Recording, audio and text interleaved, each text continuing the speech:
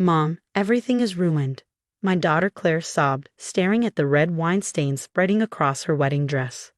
How did this happen? I knew exactly how it happened.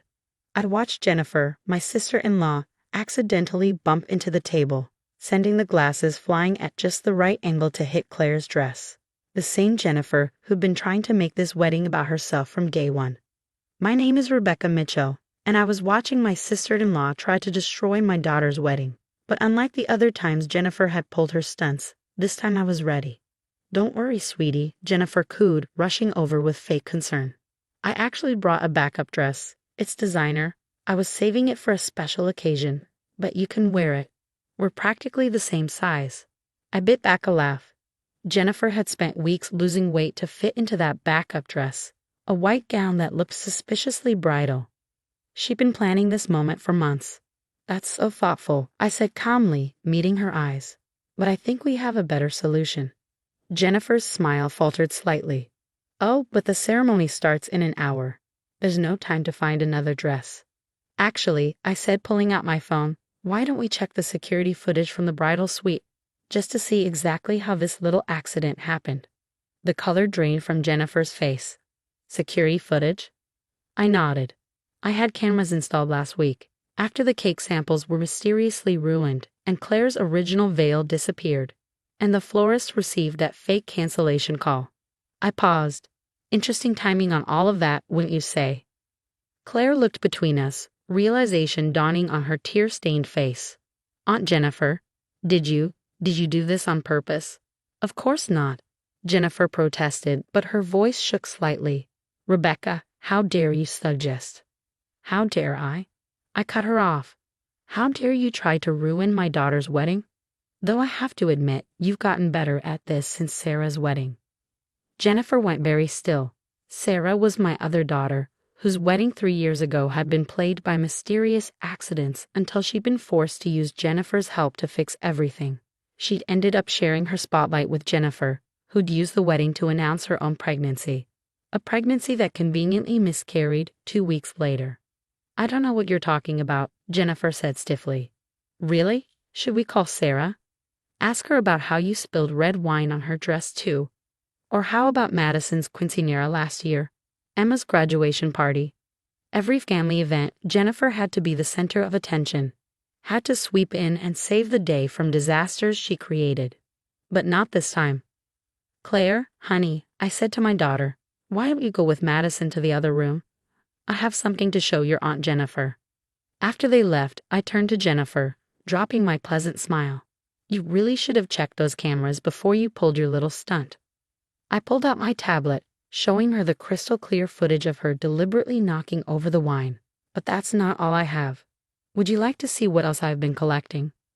Jennifer's face went from pale to ashen as I pulled up email after email, text after text. Conversations she'd had planning her sabotage. Conversations with the florist she'd bribed, the baker she'd threatened, the boutique where she'd bought her backup dress weeks ago. How did you get access to your messages? Let's just say you should really change your passwords more often, especially after borrowing someone's phone to make a call during a family dinner. I watched her process what this meant, that I had proof of every scheme, every manipulation, every calculated move she'd made to ruin today. What do you want? She whispered. I smiled, thinking about the garment bag waiting in my car. Oh, Jennifer, we're just getting started. Follow me, I said to Jennifer, heading toward the parking lot. My heels clicked against the pavement, each step measured and calm despite the satisfaction building inside me. Jennifer trailed behind, her designer heels not quite as steady. Rebecca, surely we can talk about this. I never meant to get caught. I finished, reaching my car. No, I'm sure you didn't. Just like you didn't mean to get caught sending those anonymous texts to Claire about her weight last month. The one suggesting she might not fit into her dress. Jennifer froze. How did you know about those? The same way I know about the bridesmaids' dresses you had altered to be unflattering, or the makeup artist you paid to make Madison look washed out in photos. I opened my trunk. I've been watching you, Jennifer, for months. Inside the trunk was a garment bag, long, elegant, and clearly expensive. Jennifer's eyes locked onto it. What is that? This? I unzipped the bag slowly. This is the dress you ordered. The real one. Not that white monstrosity you brought to upstage my daughter. Inside was an exact copy of Claire's ruined wedding dress. Same designer, same size, same exquisite details. But that's impossible, Jennifer stammered. That dress was custom made. One of a kind. I smiled. You're right, it was. Until I contacted the designer 3 months ago, right after I found your first email to them asking about Claire's dress specifications. Funny how helpful people can be when you explain that someone's trying to sabotage a bride's wedding day. Jennifer's face twisted with anger. You've been spying on me? No, Jennifer. I've been protecting my daughter. There's a difference. I lifted the dress carefully. Though I have to admit, watching you plan everything thinking you were so clever. It was almost entertaining. You can't prove anything, she said, but her voice wavered. I pulled out my phone, playing a video, Jennifer in the bridal suite, carefully plotting her movements with the wine glasses. The timestamp was clear, just 15 minutes ago.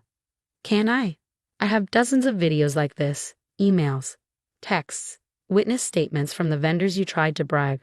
Even that poor makeup artist you threatened. She was quite happy to help once I explained what was really going on.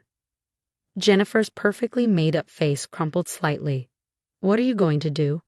That depends on you. I handed her my phone.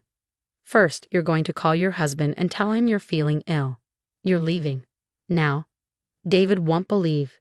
David has seen the videos I cut in. All of them. Including the ones from Sarah's wedding. He's waiting to talk to you at home.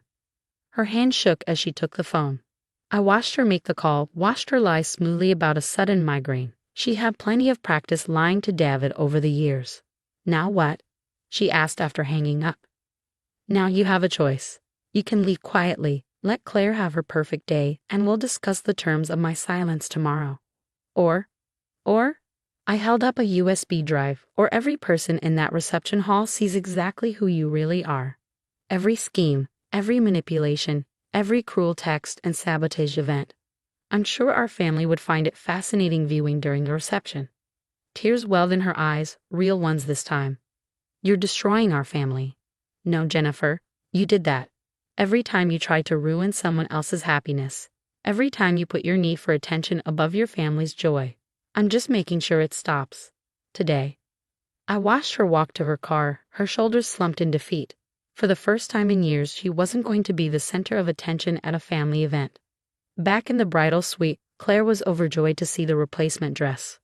Mom, it's perfect. But how did you know we'd need it? I helped her into the gown, smiling at her reflection in the mirror. Let's just say I learned from experience. Some people can't stand to see others happy, sweetheart. The trick is being prepared for them. Madison, my youngest, looked up from adjusting the train. Is that why Aunt Jennifer left? Dad said she was sick. Yes, I said, fixing Claire's veil. I think she'll be sick for quite a while. Now let's focus on making this day perfect for our beautiful bride. As Claire walked down the aisle an hour later, radiant in her pristine dress, I caught David's eye from across the church. He nodded slightly, a gesture of understanding and gratitude. He'd seen the evidence, knew what his wife had done. That conversation would be its own kind of justice. My phone buzzed quietly, a text from Jennifer. We need to talk. Tomorrow. I smiled, typing back, yes, we do. And Jennifer, bring your calendar. We have quite a few events to discuss. The day after the wedding, I sat in my home office waiting for Jennifer. The USB drive lay on my desk beside a thick folder of printed evidence. Every scheme, every manipulated event, every cruel message she'd sent over the years. At exactly 10 a.m., the doorbell rang. Jennifer stood there, looking nothing like her usual polished self. Her eyes were red, her designer clothes slightly rumpled. Come in, I said, leading her to my office. I assume you've had an interesting conversation with David? She sank into the chair across from my desk. He's leaving me, she whispered. After seeing those videos, reading those messages, he said he doesn't even know who I am anymore. Don't you mean who you've always been? I asked quietly. The woman who ruined her niece's graduation because she couldn't stand not being the center of attention. Who faked a pregnancy announcement at Sarah's wedding? I needed attention, control, to feel important. I opened the folder. Let's look at your greatest hits, shall we? Madison's quinceañera, You told her she looked fat in her dress until she cried. Emma's college acceptance party. You announced your cancer scare that mysteriously disappeared 2 weeks later. Jennifer's hands twisted in her lap. I never meant to hurt anyone. Liar. My voice was sharp. You meant to hurt everyone. Every time someone else had a moment to shine, you had to dim their light.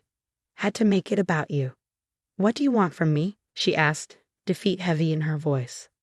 I pulled out a document. This is a contract. You're going to sign it. A contract?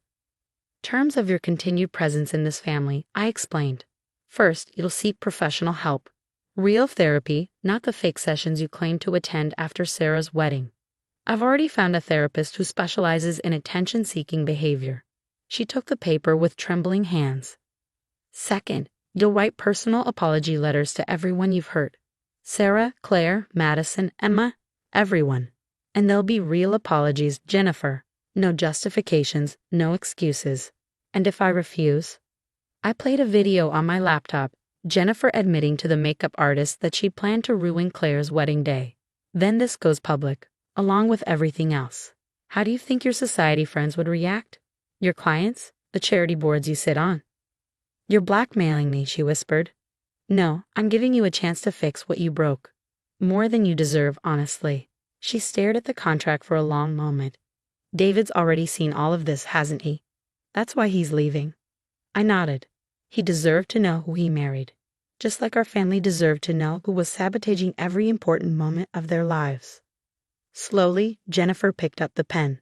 As she signed, I saw something I'd never seen before. Genuine remorse in her eyes. What happens now? She asked. Now you get help. Real help. And maybe if you do the work, if you truly change, this family might forgive you. Eventually. After she left, I called David. She signed. I told him. Good, he replied, his voice tired. The divorce papers are being drawn up. I am sorry I never saw it before, Rebecca. All those years, all those ruined events. I should have known. We all should have, I said. But now we do. Over the next few months, Jennifer kept her part of the bargain. The apology letters arrived, raw, honest admissions of her actions. She attended therapy twice a week. Slowly, painfully, she began to understand the damage she'd done. Sarah was the first to receive her letter. She called me after reading it, crying. Mom, she admitted everything. The fake pregnancy, the sabotage honeymoon plans, everything. Are you okay? I asked. I think so, she said. It's just, all these years I thought maybe I was imagining things, that I was being too sensitive. That's what manipulators do, I told her. They make you doubt yourself. Claire's wedding photos arrived, perfect moments captured without Jennifer's drama overshadowing them. My daughter was radiant, her happiness untainted by manufactured disasters. Last week, Jennifer sent me a letter of her own. Not an apology. She'd already given me that, but a thank you note. You could have exposed everything publicly, she wrote, could have destroyed me completely. Instead, you forced me to face myself. To get help. I'm not asking for forgiveness. I know I haven't earned that yet. But I want you to know that I understand now, and I'm trying to be better. I placed her letter in the folder with all the evidence. Maybe someday I wouldn't need it anymore. Maybe someday Jennifer would truly change. But until then, I keep watching, keep protecting my family, keep the proof safe. Because some lessons need to be permanent, and some changes only happen when you're forced to face the truth about yourself. The folder stays in my desk drawer. A reminder that sometimes the best revenge isn't about destruction. Sometimes it's about reconstruction, about forcing someone to rebuild themselves into something better, even if they have to be broken first.